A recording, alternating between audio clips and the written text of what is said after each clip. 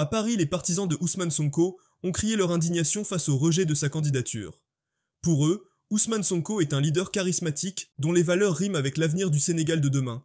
Ousmane Sonko est le président qu'il faut pour le Sénégal. Pourquoi c'est le président qu'il faut pour le Sénégal? Parce que c'est une personne qui a un projet et qui est honnête, qui est panafricain, qui aime son pays, qui aime son peuple. C'est pour cela que le Sénégal ferait mieux de le choisir comme président de la République en 2024. J'ai le président Ousmane Sonko devant moi. Je lui dirai qu'on sera là pour lui. On sera là pour l'accompagner. On lui fait confiance à 1000%.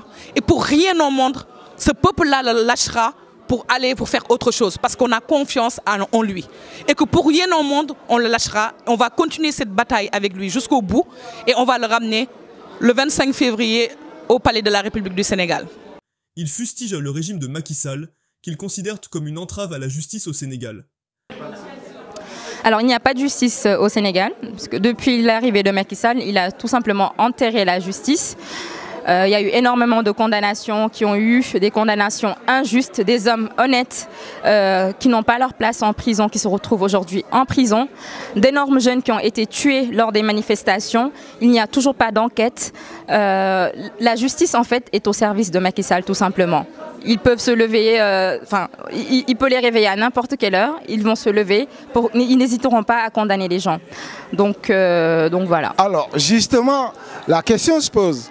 Depuis le début, Macky Sall nous avait fait croire qu'il allait rétablir la justice. De rétablir la justice à travers effectivement une réforme forte des institutions. Première chose. Deuxième chose, il nous a dit aussi que sa gestion allait être une gestion, on va dire ça encore, on le connaît, une gestion sobre et je ne sais pas quoi.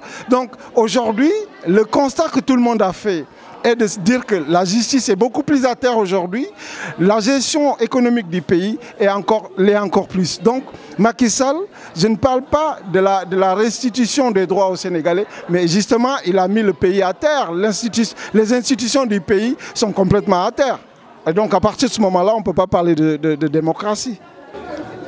Macky Sall a déjà gâté ce qu'on appelle la politique. La politique est une science noble, je dirais. Et aujourd'hui, Macky Sall, on s'est rendu compte que Macky Sall a gâté le jeu politique au Sénégal.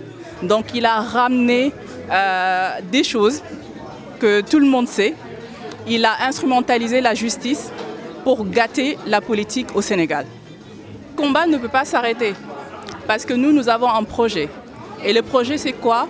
C'est de rendre le Sénégal aux Sénégalais. C'est de rendre la justice.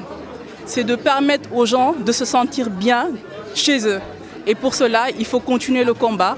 Il faut tout faire pour que Ousmane Sonko soit président de la République au Sénégal.